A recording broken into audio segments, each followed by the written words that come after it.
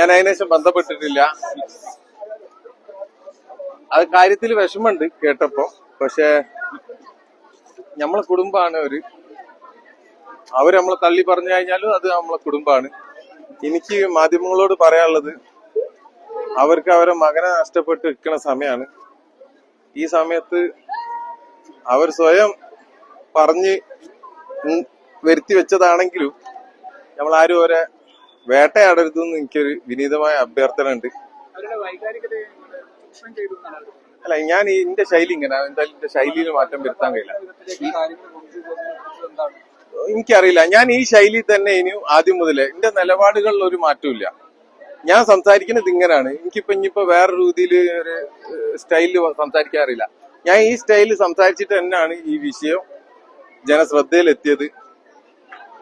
ഞാൻ എന്റെ ശൈലിയിൽ ഒരു മാറ്റം വരുത്താൻ കഴിയില്ലല്ലോ. നമ്മളെന്ന് പറഞ്ഞ ഒരു വ്യക്തി ഉണ്ടല്ലോ, ആ വ്യക്തിനെ മാറ്റി കഴിഞ്ഞാൽ പിന്നെ നമുക്ക് എന്ത് അതിലൊരു അർത്ഥമില്ല, ഒന്നുമില്ല. ആ കാര്യത്തില് ഓരോ ഭയങ്കര പ്രയാസപ്പെട്ടും കൊണ്ടിരിക്കുന്ന സമയമാണ് ഇപ്പൊ.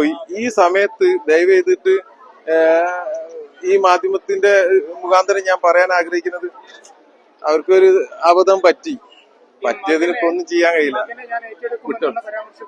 അതൊക്കെ മകനെ ഏറ്റെടുക്കും എന്ന് പറഞ്ഞു കഴിഞ്ഞാൽ നാളെ ഞാൻ ആ കുട്ടീനെ എടുത്തിട്ട് അങ്ങോട്ട് പോവുമോ? അങ്ങനെയാണോ അതിന്റെ അർത്ഥം? അതൊരു ഇതാണ്. അതായത് അർജുന്റെ ഫാമിലിക്ക് എന്താണ് ആവശ്യമുള്ളത് നമ്മൾ ഓരോ കൂടെ നിന്ന് ചെയ്യും.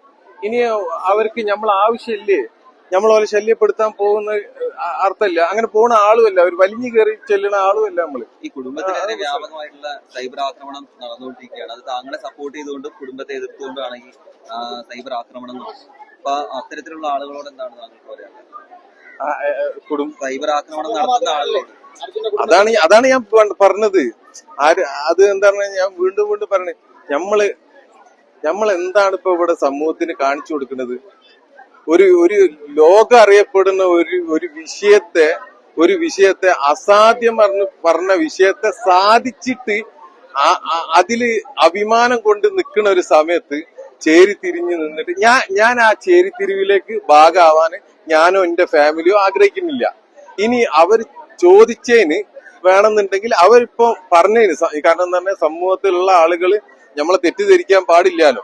ഞാനിപ്പോ ഇങ്ങനെ രണ്ട് വർത്താനം പറഞ്ഞ് പോണിൽ ശരിയില്ല. ഞാൻ അതിന്റെ മറുപടി വൈകുന്നേരം ആകുമ്പോഴത്തേക്ക് ഞാൻ പറഞ്ഞിട്ടുണ്ട്, എവിടെ വെച്ചിട്ട് എങ്ങനെയാന്നുള്ളത് ഞാൻ ഒന്ന് കുടുംബമായിട്ട് ആലോചിച്ചിട്ട് നമ്മൾ എന്താക്കണ്ടേ അതിനുള്ള മറുപടി ഞാൻ തരൂ. തീർച്ചയായിട്ടും അതെ, ഉറപ്പായിട്ടും. ഇല്ല അതൊന്നും. അവര് കുടുംബം മാധ്യമങ്ങളെ കാണുന്നതിന് മുന്നേ മനാഫായിട്ട് ചർച്ച നടത്തിയിരുന്നു. അതായത് ഇതിൽ നിന്ന് പിന്മാറണം, അല്ലെങ്കിൽ 3 ദിവസം മുമ്പ് നിങ്ങളായി സംസാരിച്ചു, അതിനുശേഷം ഇങ്ങനെ കണ്ടിന്യൂഷൻ ഉണ്ടായതുകൊണ്ടാണ് ഏറ്റവും ഒടുവിൽ നാളെ അല്ല ഇന്ന് വൈകുന്നേരം നമുക്ക് ഇതിനെ പറ്റിയിട്ട് കൂടുതലായിട്ട് ഞാൻ എന്റെ ഫാമിലി ആയിട്ട് ഒന്ന് ഇരുന്ന് സംസാരിച്ചിട്ട് തീർച്ചയായിട്ടും ഞാൻ കണ്ടിടത്തോളം ഭയങ്കര വലിയ ഒരു പത്രസമ്മേളനമാണെന്ന് തോന്നുന്നുണ്ട്.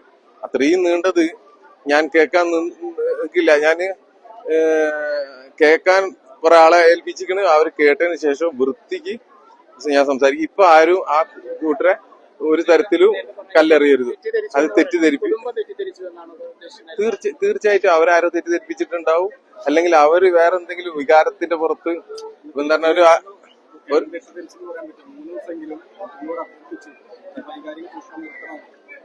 അല്ല എന്റെ ശൈലി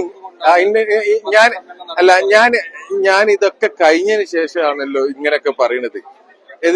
ഞാൻ ഈ ശൈലിയിൽ നിന്ന് എന്തെങ്കിലും ഇപ്പൊ ഇപ്പൊ ഈ മാധ്യമപ്രവർത്തകർ നിങ്ങൾ തന്നെ ഇന്നെ കാണുന്ന മുതൽ ഈ സമയം വരെ എന്റെ ശൈലിയിൽ എന്താ മാറ്റം വന്നതായിട്ട് നിങ്ങൾക്ക് തോന്നുന്നുണ്ടോ?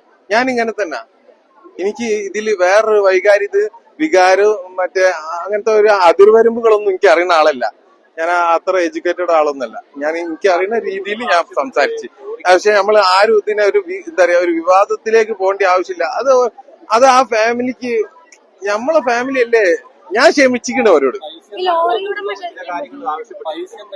ഈ ലോറി ഉടമ മുബീന് ഏച്ചി, ഞാൻ എന്റെ വീടാ, ഞാൻ അവിടുത്തെ കുടുംബനാഥനാ. ഇനി അതിൽ മുബീന്റേതായി ഇന്റേതായി ഇവർക്കാണ്. ഞാനൊരു മനുഷ്യത്വപരമായിട്ടുള്ള ഒരു പെരുമാറ്റല്ലേ പെരുമാറിയത്. ലോറി ഉടമ എന്റെ അനിയൻ തന്നെയാണ്. അത് RC ഓണർ. എന്റെ വീട്ടിലെ എല്ലാ വാഹനങ്ങളും അവന്റെ പേരിലാണ്. ആ വാഹനപ്രാന്തനാണ്, ഞാൻ എല്ലാ സ്ഥലത്തും പറയണതാണ്. അങ്ങനത്തെ ആയിലിഞ്ഞിപ്പോ എന്താ നമ്മളെ കുടുംബം എന്തിനാ അങ്ങോട്ടും ഇങ്ങോട്ടും തെറ്റിക്കുന്നത്? എന്താ എന്താ എന്താ ആവശ്യമുള്ളത്? ഞാനും എന്റെ അനിയനും എന്റെ ഉമ്മ, നമ്മളൊരു രസമുള്ള ബ്യൂട്ടിഫുൾ കുടുംബം. ദയവ് ചെയ്തിട്ട് അതിനെ ആരും എല്ലാരും കൂടിയിട്ട് ഞമ്മക്കുള്ളിൽ എന്തിനാ തല്ലുണ്ടാക്കിക്കണ്? നമുക്ക് അങ്ങനെ ആവൂല.